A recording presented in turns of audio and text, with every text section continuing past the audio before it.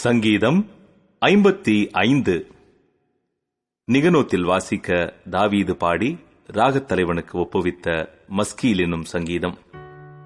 தேவனே, என் ஜெபத்தை கேட்டருளும், என் விண்ணப்பத்திற்கு மறைந்திராதேயும். எனக்கு செவி கொடுத்து உத்தரவு அருளிச் செய்யும். சத்துருவினுடைய கூக்குரலின் நிமித்தமும் துன்மார்க்கர் செய்யும் இடுக்கத்தின் நிமித்தமும் என் தியானத்தில் முறையிடுகிறேன். அவர்கள் என்மேல் பழி சாட்டி குரோதம் கொண்டு என்னை பகைக்கிறார்கள். என் இருதயம் எனக்குள் வியாகுலப்படுகிறது. மரண திகில் என்மேல் விழுந்தது. பயமும் நடுக்கமும் என்னை பிடித்தது. அருக்களிப்பு என்னை மூடிற்று. அப்பொழுது நான், எனக்கு புறாவை போல் சிறகுகள் இருந்தால் நான் பறந்து போய் இளைப்பாறுவேன். நான் தூரத்தில் அலைந்து திரிந்து வனாந்தரத்தில் தங்கியிருப்பேன். பெருங்காற்றுக்கும் புசலுக்கும் தப்ப தீவிரித்துக் கொள்ளுவேன் என்றேன். ஆண்டவரே, அவர்களை அழித்து அவர்கள் பாஷையை பிரிந்து போக பண்ணும். கொடுமையையும் சண்டையையும் நகரத்திலே கண்டேன். அவைகள் இரவும் பகலும் அதன் மதில்கள் மேல் சுற்றித் திரிகிறது. அக்கிரமமும் வாதையும் அதன் நடுவில் இருக்கிறது. கேடுபாடுகள் அதன் நடுவில் இருக்கிறது. கொடுமையும் கபடும் அதன் வீதியை விட்டு விலகிப் போகிறதில்லை. என்னை நிந்தித்தவன் சத்துரு அல்ல, அப்படியிருந்தால் சகிப்பேன்.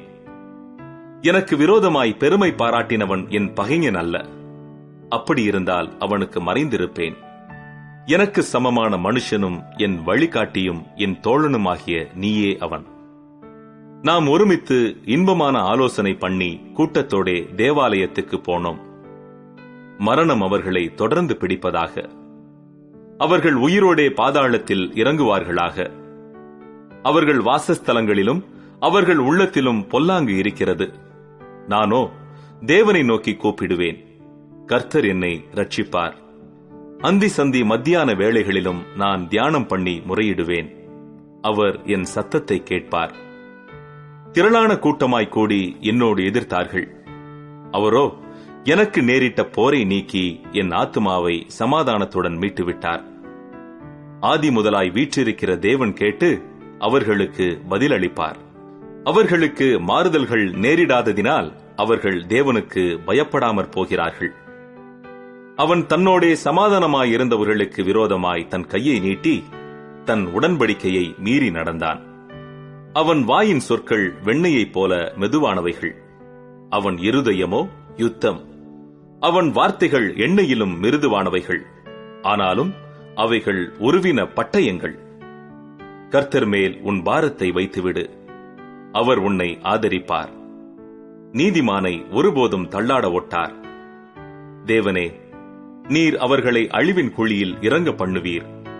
இரத்தப் பிரியரும் சூதுள்ள மனுஷரும் தங்கள் ஆயுளின் நாட்களில் பாதி வரையிலாகிலும் பிழைத்திருக்க மாட்டார்கள். நானோ உம்மை நம்பியிருக்கிறேன்.